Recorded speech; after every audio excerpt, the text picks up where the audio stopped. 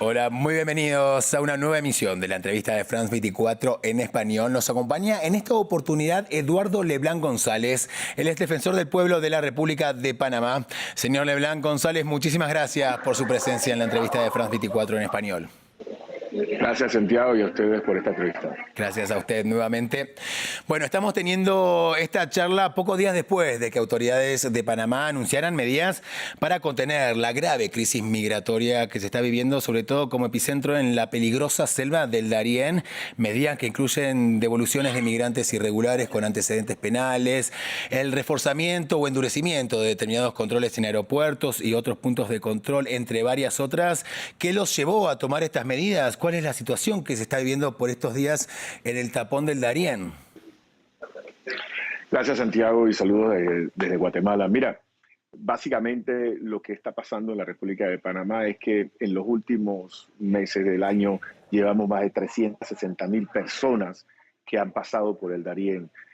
Un 20-22% aproximadamente de niños, niñas, adolescentes que pasan por el Darién, es decir, alrededor de 75.000 personas han pasado, niños y adolescentes han pasado por el Darién.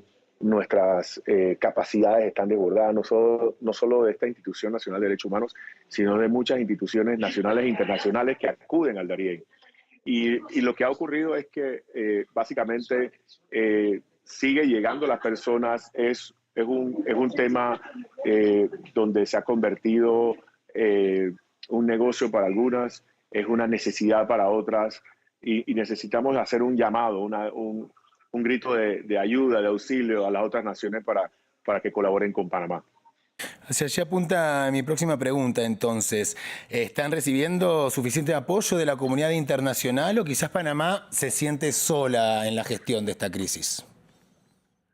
Bueno, Santiago, mira, la verdad es que nosotros recibimos algo de apoyo, pero necesitamos mayor apoyo de las organizaciones internacionales y de los países de destino, tránsito y de origen, porque Panamá es un punto de tránsito, pero también debemos pensar en el origen, qué está ocurriendo en Venezuela. Bueno, ya sabemos qué ocurre en Venezuela, qué está ocurriendo en el sur de Ecuador. Necesitamos ayuda internacional.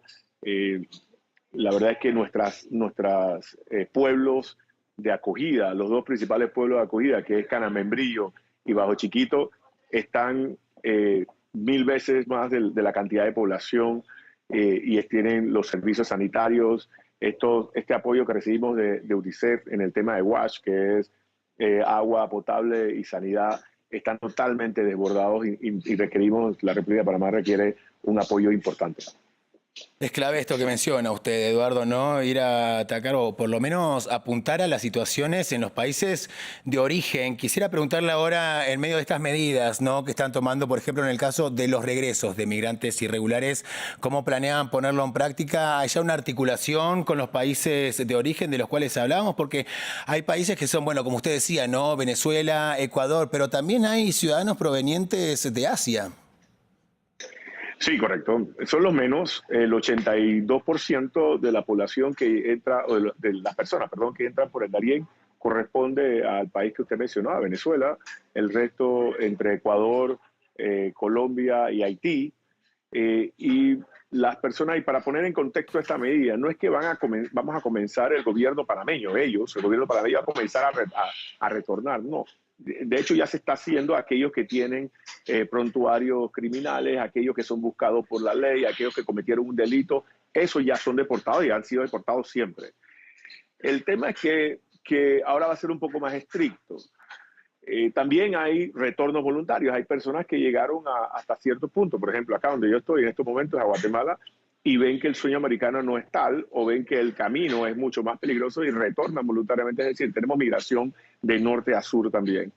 Pero para aclarar un poco, la medida no es que Panamá va a tener vuelos para retornar a todo que entre en el Darién. Eso sería, imagínate, si en estos días de septiembre han entrado 2.500, 2.800 promedio, ¿cuántos vuelos charter necesitas para mandar para atrás?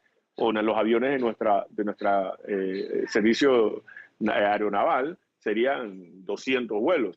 Entonces es poco probable. Lo que ocurre es aquellas personas que salen positivos en prontuario, porque nosotros hacemos biometría, sí van a ser retornados. Claro, es necesario una infraestructura y además lleva todo, me imagino, un costo económico enorme. Ahora, la selva del Darién, como es sabido, es una frontera natural que comparten con Colombia, una zona muy peligrosa y la crisis migratoria está de alguna manera, por lo menos, dejando algunas tensiones, ¿no?, entre Panamá y Colombia. Si bien han mantenido reuniones, incluso han llegado a algunos acuerdos, hay varios puntos de desencuentros. ¿Cuáles son y qué le pediría usted al gobierno de Gustavo Petro? Sí, los puntos de desencuentro, y me voy directo al último comentario tuyo, es que el gobierno del excelentísimo señor Petro no ha compartido información fluida y necesaria para que nosotros, las instituciones de derechos humanos, las instituciones internacionales y el gobierno panameño logre apoyar y logre de alguna forma colaborar y conocer cuántas personas se están quedando en el camino. Hubo un momento donde nos compartían información de personas que entraban, que abordaban los catamaranes desde Necoclí hasta Capurganá, pero hay una mezcla entre turismo, entre colombianos y entre personas que están en la migración.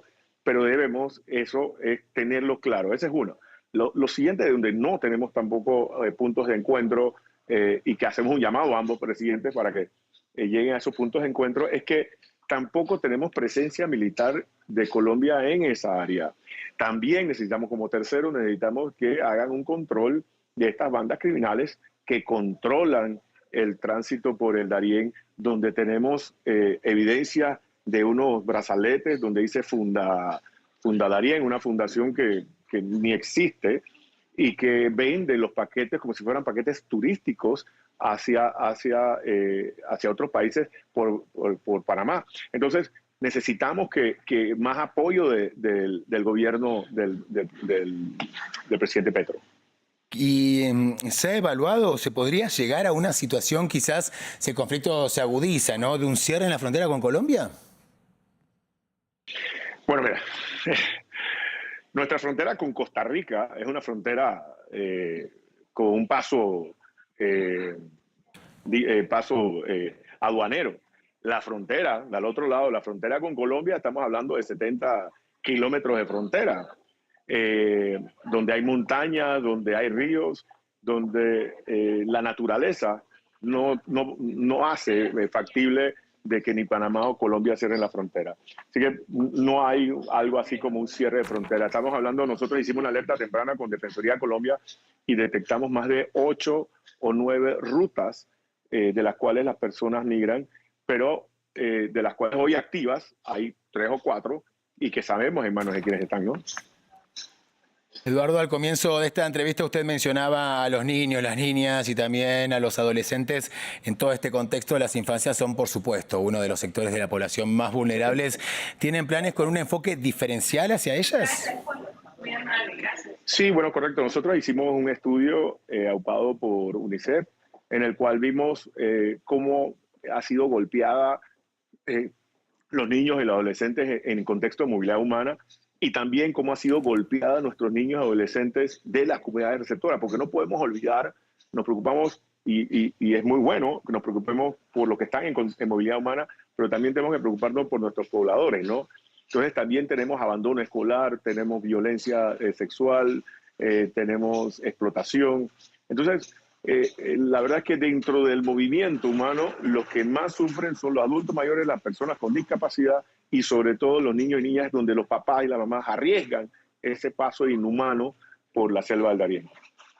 Ahora, Eduardo, la crisis es humanitaria, ¿no?, como bien la está describiendo usted, pero también es económica, social e incluso medioambiental, ¿verdad?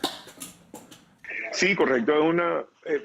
Es un abanico de temas sociales, definitivamente, no hay ni que definirlo. Económica, hay que ver por qué salen de su país, ese derecho a no migrar que no lo satisfacen, los países donde salen. Y el ambiente, nosotros desde el 2021 venimos advirtiendo a la comunidad internacional sobre el impacto ambiental en el Darién producto de la migración.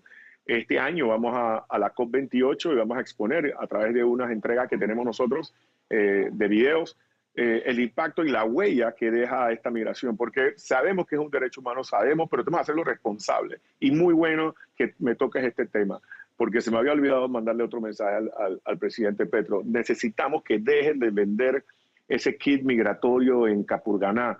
esa colcha, ese machete, esa estufa portátil, ese poco de bolsas que quedan en el Darién de él y en el Darién de nosotros, en el Darién Chocó y en el Darién panameño.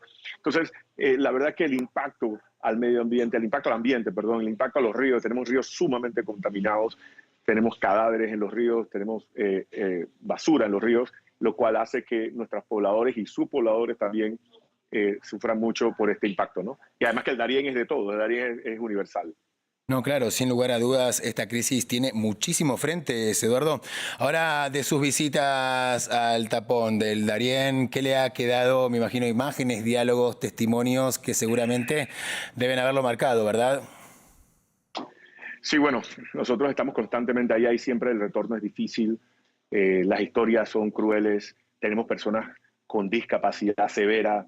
Tenemos, bueno, hace poco, y ustedes también lo reportaron, el abandono por parte de un hijo a una madre adulta mayor con varias comorbilidades, la muerte de 2 personas y una niña que sobrevive, o sea, papá, hijo, padre, madre, hijo, y sobrevive una niña.